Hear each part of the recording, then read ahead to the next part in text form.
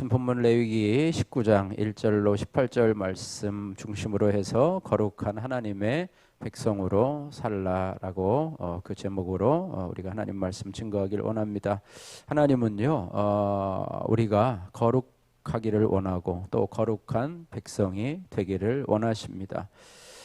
우리 성도들이요, 이 거룩한 하나님의 백성이 되기를 원하는 것은요, 이 권면도 아니고 그랬으면 좋겠다라고 하는 부탁도 아니고 하나님의 명령이라고 하는 거예요. 근데 우리는 이 거룩하라라고는 말만 들으면 왠지 거부감이 느껴지고 또 지난주 말씀에도 우리가 거룩한 생활을 하려면, 근데 오늘도 보니까 하나님의 거룩한 백성이 되려면, 그래서 주제가 다 거룩인데요. 이 레위기 자체가 나는 거룩하니 너희도 거룩하라고 하는 이 거룩의 주제예요. 5가지 제사를 통해서 하나님이 우리에게 주시는 키워드가 바로 거룩이라고 하는 거예요. 그래서 레위기에서는요, 하나님의 백성에게 하나님께서 거룩하라고 3번이나 명령을 하셨어요. 레위기 11장 14절 말씀에 나는 여호와니 너희의 하나님이라 내가 거룩하니 너희도 몸을 구별하여 거룩하게 하고 땅에 기는 질짐승으로 말미암아 스스로 더럽히지 말라. 레위기 19장 2절 말씀에도 너희는 이스라엘 자손의 온 회중에게 말하여 이르라 너희는 거룩하라 이는 나 여호와 하나님이 거룩함이니라. 또 레위기 20장 7절에도 너희는 스스로 깨끗하게 하여 거룩할지니라 나는 너희의 하나님 여호와이니라 이렇게 말씀하고 있습니다. 예수님께서도요, 요한복음 17장의 대제사장의 기도를 통해서 이 성도들의 거룩함을 강조하고 있는데요. 요한복음 17장 17절 말씀에 보시면 그들을 진리로 거룩하게 하옵소서. 아버지의 말씀은 진리니이다 말씀하고 있고요. 또 예수님의 수제자였던 이 베드로가 기록한 이 베드로 전서에서도 하나님의 거룩하라는 명령을 다시 한번 강조하고 있습니다. 베드로전서 1장 15절 16절 말씀 오직 너희를 부르신 거룩한 이처럼 너희도 모든 행실에 거룩한 자가 되라. 기록되었으니 내가 거룩하니 너희도 거룩할지어다 라고 말씀하고 있습니다.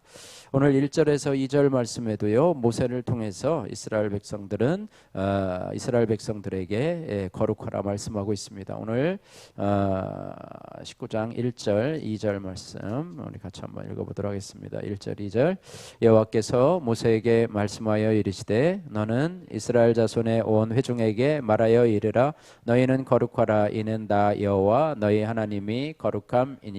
아멘. 예. 성경은요, 이 하나님이 거룩한 분이라 오늘 2절 말씀에 말씀하고 있는데요, 거룩 자체가 무엇인지는 정확하게 설명하고 있지는 않습니다. 따라서 거룩이라고 하는 이 단어는요, 성경 전체를 통해서 말씀하고 있는 하나님의 성품 또 하나님 나라의 속성을 통해서 우리가 유추해야 되는데요, 다시 말하면 하나님의 사랑 또 은혜, 공의, 자비, 오래 참은 것 같은 그런 성품들과 또 하나님 나라의 풍요 또 평강들을 다 합친 개념이 바로 거룩이라고 하는 그런 개념입니다. 예수님 당시에요, 제자들에게 직접 가르쳐 주신 이웃사랑 또 하나님께 대한 절대 순종 그리고 자기 부인을 행하게 되는 상태를 거룩으로 볼 수가 있다. 그러니까 우리가 생각하는 거룩이냐는 개념은요, 그냥 단순하지가 않아요. 그냥 경건하게 사는 것, 그냥 뭐 깔끔하게 사는 것, 죄 짓지 않고 살아가는 것, 뭐 이 정도 우리 머릿속에 그리는 것 이상으로 방대한 그런 것을 가지고 있다. 이렇게 볼 수가 있는데요. 이 거룩이라고 하는 단어의 명어로는 홀리니스라고 그러죠. 홀리니스라고 그러는데 이것으로 번역된 이 히브리어 코데시라고 하는 원어상의 뜻은 뭐냐면 구별하다, 분리하다라고 하는 그런 원어상의 의미를 가지고 있어요. 그래서 무엇으로 구별되며 또 무엇으로 분리해야 되는가? 이것은 세상에 속된 것들로부터 또 세상에 더러운 것들로부터 구별되고 분리되는 것이 바로 거룩이라고 하는 것이죠. 다시 말하면 세상 나라로부터 분리되어서 이제 하나님 나라로 가는 것. 우리 하나님의 백성이니까, 그죠? 하나님의 백성이니까 그것이 거룩이고요. 성도들이 옛사람으로부터 분리되어서 이제는 새 사람이 되어가는 것, 이것이 바로 거룩이라고 하는 것입니다. 우리 성도들도요, 거룩할 성자에 무리 돛자지 않습니까? 거룩한 무리들이라고 하는 것이죠. 그래서 우리 성도들은요, 예수님의 피의 공로로 세상으로부터 분리되어서 거룩하게 된 자들이라고 하는 거예요. 그래서 거룩하게 사는 삶은 한마디로 무엇이냐면 하나님의 계명에 순종해서 사는 것, 하나님의 계명은 무엇이냐? 십계명에 잘 요약이 되어 있고요. 십계명은 두 가지로 하나님을 사랑하고 이웃을 사랑하는 것으로 요약이 되어 있습니다. 그러니까 거룩하게 사는 것은 수직적으로는요, 하나님을 사랑하고 또 수평적으로는 누구를 사랑해요? 이웃을 사랑하는 것으로 요약될 수가 있습니다. 그래서 오늘 이 레위기 19장 1절에서 18절 말씀을 통해서 구체적으로 우리가 하나님의 백성으로 거룩하게 사는 것이 무엇인가에 대해서 살펴보고 또 은혜를 나누기를 원합니다. 첫 번째로 우리가 거룩한 백성으로 살려면 한번 따라해 볼까요? 부모를 경외하고 주의를 잘 지켜야 합니다.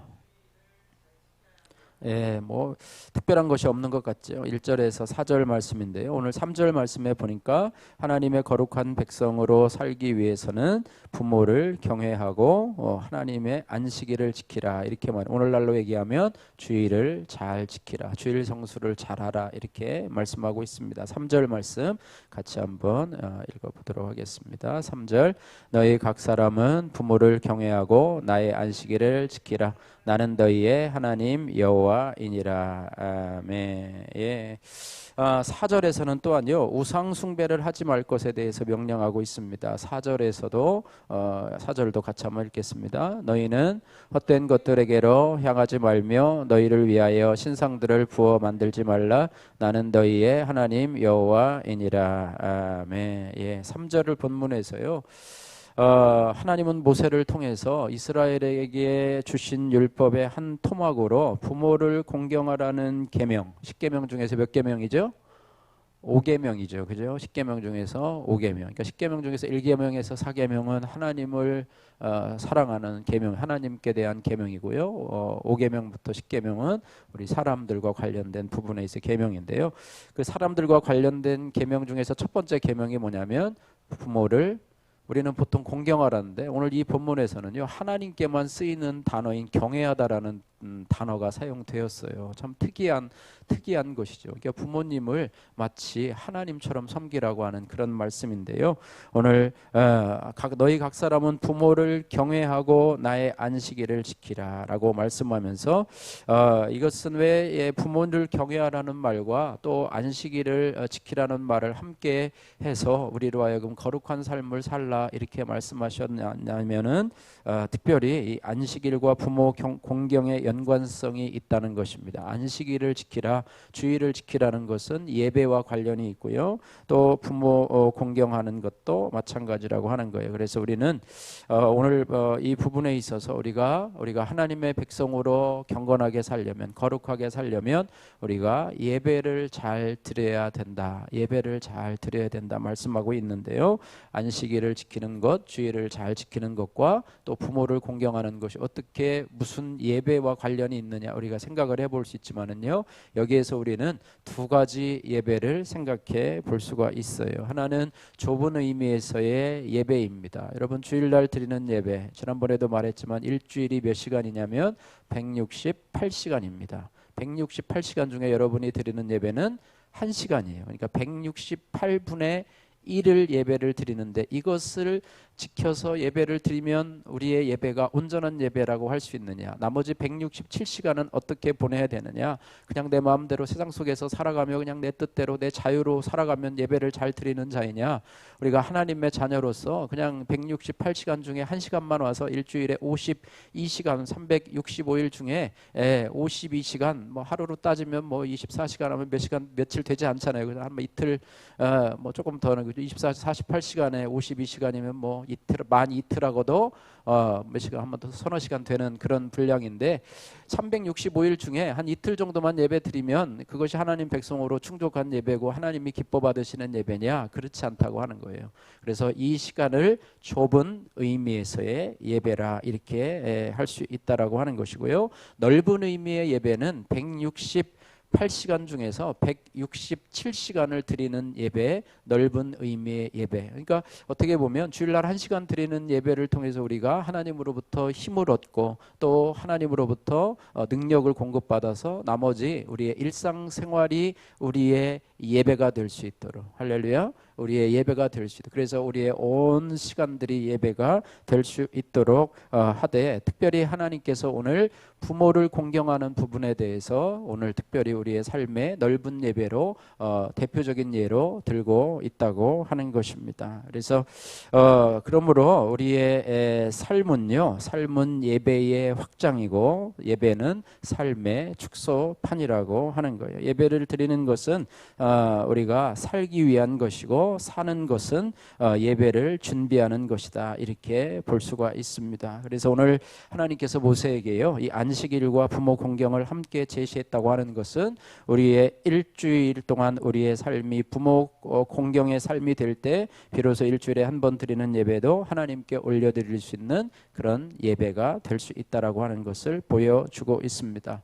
여러분, 부모 경외, 부모 공경, 이제 저희는 뭐 부모님 다 돌아가셨는데 여러분도 아직 부모님 살아계시죠? 예, 저희 이제 장모님 혼자 지금 이제 계신데요.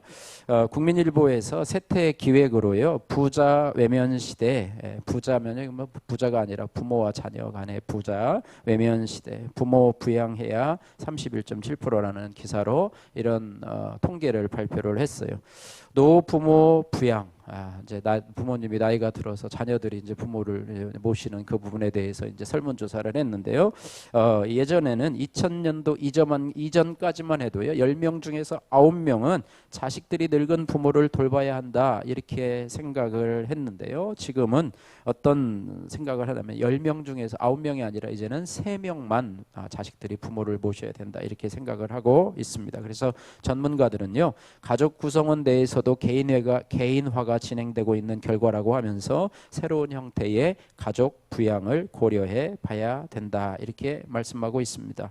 2015년도 조사에 보면은요, 이렇게 돼 있어요. 누가 나이 든 부모를 부양해야 되느냐라는 질문에 대해서 가족이다라고 고른 사람이 31.7%에 불과했다고 하는 거예요. 2002년도에는 70.7%가 가족에게 부양 의무가 있다, 이렇게 답을 했는데요.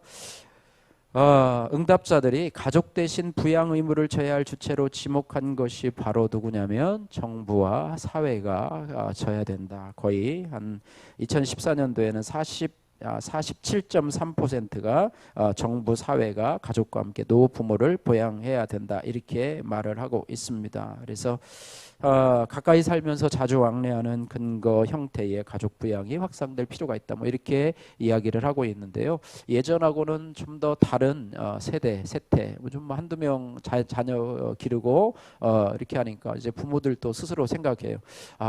자녀들이 우리를 부양해야 되는가? 그렇게 하면 아니다, 우리가 스스로 혼자 살아야 된다, 이제는 셀프 노후를 보내야 된다, 이런 생각을 해서 미리미리 자녀들을 독립시키고, 이제는 용돈 더 안 준다, 이제 니네가 알아서 벌어라, 이제 우리는 노후 준비를 해야 된다, 이렇게 하면서 살아가는 그런 부모들이 많이 있다고 하는 것입니다. 예, 어쨌든 그래요.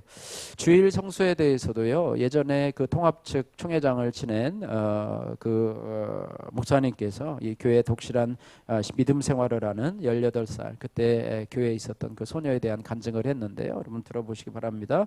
소녀의 아버지는 소녀가 교회 생활을 못하도록 핍박을 했어요. 예전에 많이 그랬죠. 이 딸이요, 생명을 걸고 주일을 지키니 하루는 아버지가 교회에 가지 못하도록 토요일 늦은 시간에 이렇게 말했다고 그래요. 너는 내일 산기슭에 있는 목화밭의 목화를 다 뽑아라. 만일 목화를 다 뽑지 않고 교회에 가면 너 죽을 줄 알아, 이렇게 얘기를 했대요. 다음날 아침에 보니까 딸이 없어요. 혹시나 교회하고 가봤더니 예상대로 딸이 교회에서 예배를 드리고 있었던 거예요. 참 열심도 있죠. 딸이 예배 드리는 것까지 감시하러 다니는 아버지니까 얼마나 열심히 있습니까. 그래가지고 화가 나가지고 목화밭에도 가봤어요. 이것이 정말로 목화밭에 있는 그런 목화를 다 뽑았나 생각을 해봤더니 가보니까 목화가 다 뽑아 있던 거예요. 그러니까 밤늦게 얘기했는데 밤새 가서 목화를 뽑았던 거예요. 그 당시에는 장갑도 없어가지고 맨손으로 뽑았는데 뽑는 목화 그 대를 보니까 그 딸의 피가 묻어 있는 것이죠. 그래서 목화밭에 목화를 손에 피가 터져도 밤새도록 다 뽑고 교회에 간 것이에요. 이 아버지가 화가 더 난 게 아니라 가슴이 뭉클했어요. 정말로 이런 딸을 보면서 감동이 왔어요. 내 딸이 이렇게까지 교회에 가는 것을 보니 하나님이 보통 분이 아니구나라고 하면서 그날 아버지도 예배에 참석했고 나중에 예수님을 믿고 장로님이 되었다는 그런 간증입니다. 할렐루야. 예, 이런 참 귀한 것을 보면서 이것은요, 뭐 전설과 같은 얘기죠. 요즘에 그런 사람이 어디 있겠습니까? 요즘도 세태가 많이 변해서 뭐 저희 교회도 오후 예배를 드리고 또 이 오후 예배를 지금도 제가 아는 집사님은 교회는요 7시 예배를 고수한대요. 그래가지고 성도들이 막 목사님한테 압력을 넣는데요. 우리 제발 오후 예배 2시 예배로 드리자. 근데 그 예배는 거의 뭐 성도들의 한 20%도 제대로 안 온대요. 20%도 안 오는데 목사님이 고집을 부리고 또 어떤 목사님들은 또 저녁 예배를 드리는 것이 주일 성수를 위한 FM이라고 생각해서 자랑스럽게 여기고 오후 예배 드리는 분들은 다 뭐 조금 믿음이 좀 이상한 교회, 뭐 이상한 교회로 이렇게 생각해서 하는데요. 세태를 따라서 해야 돼요. 예전에 뭐 그렇게 해가지고 막 죽을 듯 살 듯 해가지고 막 주일 위에 뭐 무슨 뭐 앉아 있고 뭐 이런 그런 부분보다도 요즘에 세태에 맞도록 우리의 신앙이 변질되지 않도록 그것을 보니까 어떻게 보면 그것이 원칙인데도 불구하고 우리는 참 많은 길을 많은 부분을 이제 그것과는 비교해 보면 뭐 그런 게 어디 있어 옛날 전설에 전설 따라 삼천리 같은 그런 내용이지 오늘날도 무슨 그렇게 고백하는 사람이 다 있어. 주일날 시험 보면은 시험 안 보고 여기 와서 예배 드리고 떨어지면 말고 뭐 이런 식으로 하는 그런 사람이 어딨나 생각을 해보지만 우리 스스로가 이 주일 성수에 대한 부분들은 여러분 스스로 지키고 그냥 너무 쉽게 빠지고 너무 쉽게 주일 예배를 경시하는 그런 부분에 대해서는 오늘 하나님이 모세에게 말씀하신 그런 부분에 있어서 하나님의 거룩한 백성으로 안식일 주일 성수를 잘하고 또 부모를 공경하는 그런 부분에 있어서 우리 자신이 얼마나 많이 벗어나 있는가 이런 부분들을 생각하면서 여러분 삶의 우선순위를 정말 168분의 1시간 정도인 예배를 그 정도 예배를 지키시기 바라고요. 이것이 만약에 하루 한 주 빠지면 2주에 한 번, 그죠? 또 뭐 한 번 빠지면 잘못하면 한 달에 한 번도 올 수 있기 때문에 우리가 주일 예배에 대한 그런 생각들을 여러분들 하시는 것이 좋으리라 이렇게 생각이 됩니다. 적용의 말씀입니다. 나는 세상 일은 열심히 하면서도 거룩한 삶을 살고자 주일 지키는 것을 소홀히 하고 삶 속에서 부모님의 능력과 인격만을 보고 원망하지는 않습니까? 여러분 잘 보시고 우리가 거룩한 주일 성수 또 우리의 삶을 통해서 거룩한 하나님의 백성으로 사시기를 주님의 이름으로 축복합니다. 두 번째로요. 거룩한 하나님의 백성으로 살려면 한번 따라해 보세요. 용서를 실천해야 합니다. 오늘 5절에서 8절 말씀인데요. 5절에서 8절 말씀은 이 화목제물에 대해서 말씀을 해주고 있어요. 화목제물을 드리되 기쁘시게 받으시도록 드리라 이렇게 말씀하고 있습니다. 화목제물에 대한 부분들을 5절에서 8절 말씀 우리 같이 생각하면서 읽도록 하겠습니다. 너희는 화목제물을 여호와께 드릴 때에 기쁘시게 받으시도록 드리고 그 제물은 드리는 날과 이튿날에 먹고 셋째 날까지 남았거든 불사르라. 셋째 날에 조금이라도 먹으면 가증한 것이 되어 기쁘게 받으심이 되지 못하고 그것을 먹는 자는 여호와의 성물을 더럽힘으로 말미암아 죄를 담당하리니 그가 그의 백성 중에서 끊어지리라. 아멘. 화목제물을 드리되 기쁘시게 받으시고 또 하나님이 정하신 규례를 따라 드려야 되는데요. 화목제는요 그 제물을 먹을 수 있는 그 제물을 드린 자가 제물을 먹을 수 있는 유일한 제사인데요. 특별히 하나님은 백성들이 제물을 더럽히거나 욕심을 부려 남겨둘까봐 그 제물은 드리는 날과 이튿날에 먹고 셋째 날에 남았으면 다 불사르라 이렇게 말씀을 하고 있어요. 그래서 특별히 하나님과의 관계를 위해서 드려진 이 화목 제물은요 이웃들과 나눔으로 완성됩니다. 이튿날까지 다 먹어야 되기 때문에 그 많은 양들을 혼자서 소비할 수가 없어요. 그래서 이웃들을 불러가지고 함께 먹고 화목을 도모하라고 주신 그런 제사이거든요. 그래서 특별히 하나님과의 관계가 회복되었다고 하는 것은 사람들과의 관계도 회복되어야 하는 것이죠. 그래서 거룩한 하나님의 백성으로 살려면 하나님과의 관계도 좋고 이웃과의 관계도 좋고 이런 부분이 회복이 되어야 될 거라고 하는 것입니다.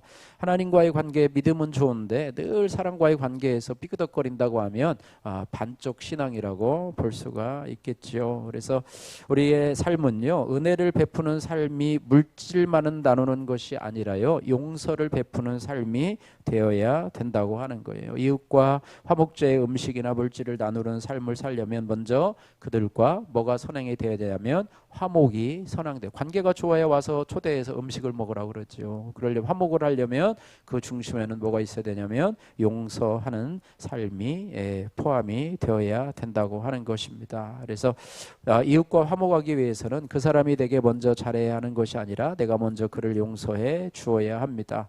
더군다나 남의 죄를 용서하지 않고 그 증오심이나 원한을 품고 있으면 자신이 먼저 정신적으로나 육체적으로 좋지 않은 영향을 미치게 된다라고 하는 것입니다. 미국의 큰 농장에 이 방송 기자가 취재를 하러 갔는데요. 우유를 짜는 큰 방 안에 좋은 음악을 틀어놨다고 합니다. 그래서 이 음악을 왜 틀어놨냐 생각해 봤더니 소들이 좋은 음악을 듣고 마음이 기뻐야 우유가 좋은 품질의 우유가 나온다 이렇게 말했대요. 막 화가 나거나 짜증난 소가 우유를 하면 그 우유에도 좋지 않은 성분이 들어간다고 그래요. 그래서 사람도 마찬가지로 우리 마음속에 용서하지 못하고 누구를 향한 분노와 또 미워하는 마음, 이런 마음을 품고 살아간다면 우리의 말로 인해서 말이나 표정들 속에서 우리의 악한 것들이 나가기 때문에 우리가 용서하는 삶을 살아가야 한다 이렇게 말씀하고 있습니다. 사실 상처 주는 사람이 강한 사람이냐 아니면 용서해 주는 사람이 강한 사람이냐, 누군가가 상처를 주기 때문에 상처를 받고 또 상처를 받으면 상처를 준 사람에 대해서 미워하고 또 원망하고 또 적대감을 갖게 되는 것이 우리의 어떻게 보면 인간관계의 모습인데요. 우리가 하나님께서 그 사람을 용서하되 70번에 7번씩 용서하라 이렇게 말씀하고 있는데요. 어떤 사람이 강한 사람인가? 상처를 주는 사람이 강한 사람인가? 용서하는 사람이 강한 사람인가? 용서하는 사람이 강한 사람이라고 하는 거예요. 용서는 피해자로 남지 않고 강자로 살 수 있는 유일한 방법이라고 하는 것입니다. 바라기는 화목제물을 드리며 이웃과 음식을 나누는 일보다 더 앞서야 하는 일은 우리의 이웃을 향해서, 나에게 상처 준 이웃을 향해서 원망과 분노의 칼을 가슴에 품지 말고 진실로 사랑하고 이웃의 실수를 용서하는 일을 먼저 하시기를 주님의 이름으로 축복합니다. 우리가 하나님의 백성으로, 거룩한 하나님의 백성으로 살기 위해서는 우리가 용서하는 삶을, 용서하는 강한 자로 여러분 사시기를, 용서받지 않는 약한 자로 여러분 사시지 마시고 용서하는 강한 자로 사시면서 그들을 긍휼히 여기며 품을 수 있는, 그래서 화목하고 그들과 함께 삶을 나눌 수 있는 저와 여러분들 되시기를 주님의 이름으로 축복합니다. 세 번째로, 거룩한 하나님의 백성으로 살려면 이웃과의 악행을 멈추어야 합니다. 오늘 9절에서 18절 말씀인데요. 시간 관계상 다 읽지는 못하지만은요, 우리가 이웃과의 관계에 있어서 악한 행동을 하는 여러 가지들을 많이 규정을 해놓고 있어요. 9절에서부터 18절까지 말씀을 보시면 도둑질하는 것, 속이는 것, 거짓말, 거짓맹세, 억압과 착취, 치르는 일을 미루는 것, 기먹은 자를 저주하는 것, 맹인 앞에 장애물을 돋는 것, 또한 불의한 재판이나 편파적인 두둔, 비방, 이웃의 피를 흘리는 이익 추구, 미워하거나 원수를 갚는 일, 원망하는 일, 이런 것들도 마찬가지로 우리의 이웃을 향해서 하면은 안 되는 악한 것이라고 하는 거예요. 반대로 하나님은 나 자신을 사랑하듯 이웃을 사랑해야 한다 이렇게 말씀하고 있습니다. 이웃 사랑은 최고의 법이다 말씀하고 있어요. 그래서 오늘 18절 말씀 같이 한번 읽겠습니다. 18절, 원수를 갚지 말며 동포를 원망하지 말며 내 이웃 사랑하기를 내 자신과 같이 사랑하라. 나는 여호와이니라. 예수님께서 이 땅에 오셔서 하나님을 사랑하고, 그죠? 이웃을 내 몸과 같이 사랑하라. 이 말씀이 오늘 레위기 19장 18절 말씀에 이미 기록된 말씀이에요. 하나님께서 모세에게 주신 말씀이에요. 내 이웃 사랑하기를 누구와 같이 하라고요? 내 자신과 같이 사랑하라 이렇게 말씀하고 있습니다. 여러분 일본의 유명한 작가 미우라 아야코가 구멍가게를 열었을 때의 예화입니다. 미우라 아야코는 이제 크리스찬이었는데요. 하나님의 축복으로 가게가 날마다 잘 되는 거예요. 그래서 손님들이 자꾸 자기 가게로 와서 물건을 팔아주고 가게가 잘 되는데 옆집 구멍가게들이요 자기 가게 때문에 안 된다고 아우성을 치는 것이었습니다. 그녀는 남편에게 말했어요. 우리 가게가 잘 되는 것이 옆 가게를 망하게 하는 건 줄을 저는 몰랐어요. 이제 가게를 좀 줄입시다. 이것이 하나님의 뜻인 것 같아요. 그래가지고 와서 물건을 찾아. 이거 물건 있습니까? 그러면 그거 전에는 있었는데 그 물건을 치웠어요. 그래서 저 옆 가게 가면 그 물건 있을 것입니다. 그래서 점점 양보를 하고 가게를 축소하고 손님들을 자꾸 옆 가게로 보냈다고 그래요. 그 결과 시간이 남게 되고 그 시간에 미우라 야야코는 하나님의 사랑을 묵상하며 글을 썼는데요. 그 글이 바로 빙점이라고 하는 소설이었고요. 그 이 책은 출간 즉시 베스트셀러가 되어서 유명한 작가가 되었다는 일화가 있는데요. 우리가 하나님의 사랑을 묵상하며 이웃의 일을 자신의 일처럼 생각하며 사는 것이 바로 거룩한 하나님의 백성으로 사는 이웃 사랑인 것이다. 이렇게 말씀을 하고 있습니다. 남아프리카에서 선교하는 어느 선교사의 일화인데요. 선교사는 우연히 이 코브라와 검은 맘마뱀이 싸우는 광경을 목격했다고 그래요. 뱀끼리 서로 싸우기도 하나 봐요. 코브라가 독이 담긴 이빨로 이 맘마뱀을 물자 맘마뱀은 그 자리에서 축 늘어져 죽게 됩니다. 코브라는 죽은 맘마뱀을 서서히 삼키기 시작을 했죠. 막 통째로 막 삼키는 거 여러분 보셨을 거예요. 화면에서. 문제는 맘마뱀 안에 코브라 자신의 독이 들어 있었어요. 자신의 독으로 죽었기 때문에. 그래서 결국에 어떻게 되냐면 그 맘마뱀 독이 든 맘마뱀을 먹은 코브라도 이제 결국 스스로 그 자신의 독을 먹게 되고 그것으로 인해서 같이 죽게 경련을 일으키고 죽게 되었다는 그런 얘기인데 이게 무슨 말이냐면요. 우리가 이웃과의 관계에 있어서 우리가 이웃에게 악행을 하게 되면 그 이웃을 향한 악행은 코브라의 독과 같이 된다는 것이죠. 이웃을 죽이는 독이 결국 누구를 죽이게 돼요? 결국 자신을 죽이는 독이 된다는 사실을 우리가 기억하면서 반대로 우리가 이웃을 죽이는 자가 아니라 이웃을 세워주는 자로 그런 아름다운 마음은 결국에는 누구를 세워주는 것이 되냐면 우리 자신을 세워주는 것이 되다. 우리의 삶은 요즘에는 경쟁관계가 되어 있지 않습니까? 우리 학생들도 내신 때문에 저 애를 내가 넘지 못하면 내가 지게 되고 내신 점수를 잘 받지 못하게 되는데요. 그런 경쟁관계에 있다 할지라도 우리가 이웃을 섬기는 하나님의 거룩한 백성으로 우리의 있는 현장 속에서 이웃을 해하는 자가 아니라 세워주는 자로 세워지기를 하나님은 원하신다라고 하는 것입니다. 말씀을 정리합니다. 하나님은 우리로 하나님의 자녀를 삼아 주셨어요. 여러분 믿으시죠? 하나님은 또한 우리로 하나님의 백성을 삼아 주셨어요. 여러분 믿으시죠?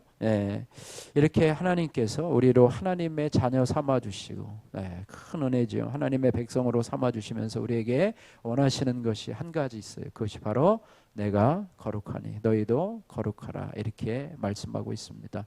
168시간의 일주일의 삶을 통해서 1시간 주일 예배를 통해서 167시간을 이웃과의 삶, 특별히 부모님을 경외하라는 오늘 표현을 쓰고 있는데요. 어쨌든 그런 부분 또 이웃과의 삶을 통해서 우리가 악행을 행하지 않고 이웃을 섬기는 그런 삶을 통해서 그래서 우리의 삶이 예배의 축소판임을 기억하고 우리의 삶의 현장의 축소판이 또 우리의 1시간의 예배임을 기억하면서 우리가 우리 전체가 하나님께 대한 예배의 삶이 되고 그런 예배의 삶을 살 때 우리의 삶이 하나님을 닮는 거룩한 그런 예배자로 거룩한 성도로서의 삶을 살게 될 줄로 믿습니다.